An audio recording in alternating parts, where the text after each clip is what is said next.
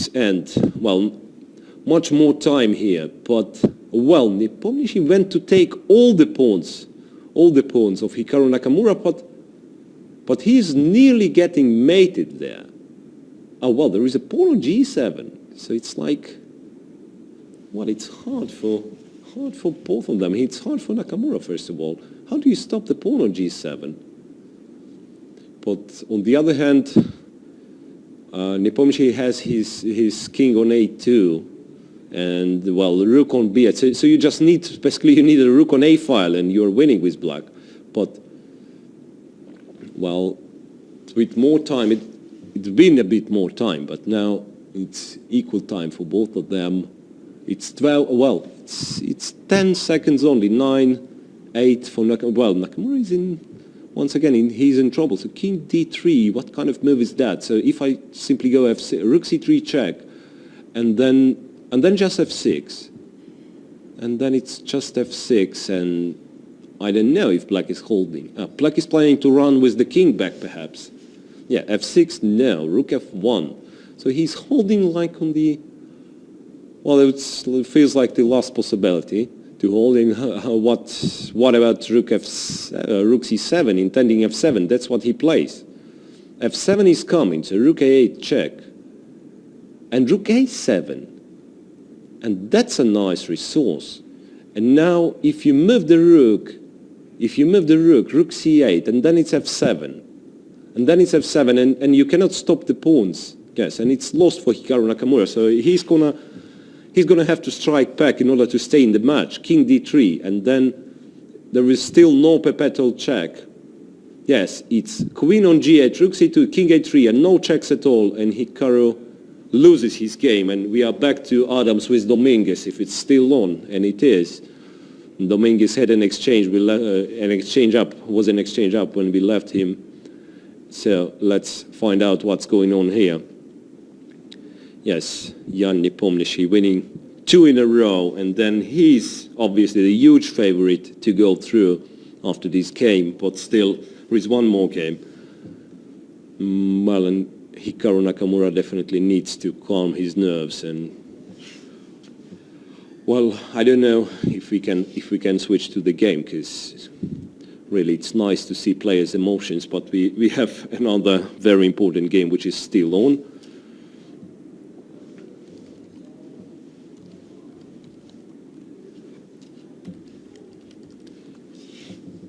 I don't know if it's really something. So we are back to Nakamura with Nepomniachtchi, and Hikaru seemed to have a realistic chance this time. The king is very active. He cannot take f6. That's the only achievement of Ian Nepomniachtchi. So rook c3, one tricky move. So well, now what you have to, well, you can't move the knight because it's going to be check on c5. Bishop c5 check, followed by king f6. Yeah, I guess Nakamura is winning. I guess Nakamura is simply winning here. Bishop e3. Bishop e3 was threatening, yeah, rook c6, knight is dominated, rook endgame is not acceptable for Nepomniachtchi, because in this case Nakamura would have connected passed pawns. So rook e5. And what's going on? Rook c3 once again, so rook will have to go to b5 back. Rook b5 back, and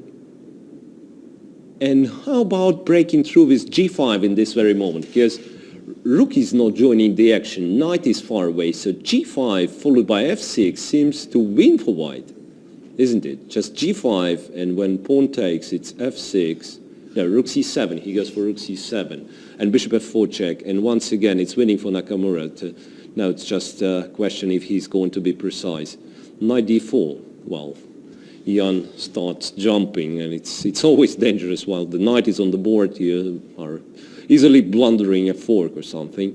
So king g6, now those pawns are set into motion. King e4, well, king e4, and he's going to take f5. Wasn't it a bit of a miss from Nakamura? Yeah, it's not so easy anymore. Apparently they're getting to bishop and rook versus rook. Yeah, king e4. I guess he blundered this one. So now knight f5 and yes, and rook is on 7th rank, so you don't have rook e7 check. No, you do have a rook e7 check after you capture. Yes, knight f5 wasn't possible. King f3, activating the king furthermore, and maybe still getting rook and bishop versus rook. Rook d7, knight c6.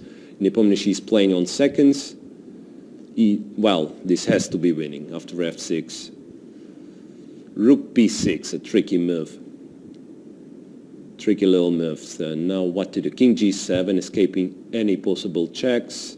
a3, f7, a2, and, well, Ian Nepomniachtchi resigns. So those two going to play an Armageddon game. Well, let's try to... Yeah, Nakamura is to pick up the... So what was it? Was it white pawn or... Well, I'm not sure what was the result of a drawing on floats. And if he would pick a white pawn, it doesn't mean that he's going to play white, but he's to choose the color. Although most of the players choose white in this situation. So 10 minutes break, and after that we are coming back to see well, that's a dramatic match. So we are coming back after 10 minutes to see an Armageddon game between Ian Nepomniachtchi and Hikaru Nakamura, while Michael Adams convincingly goes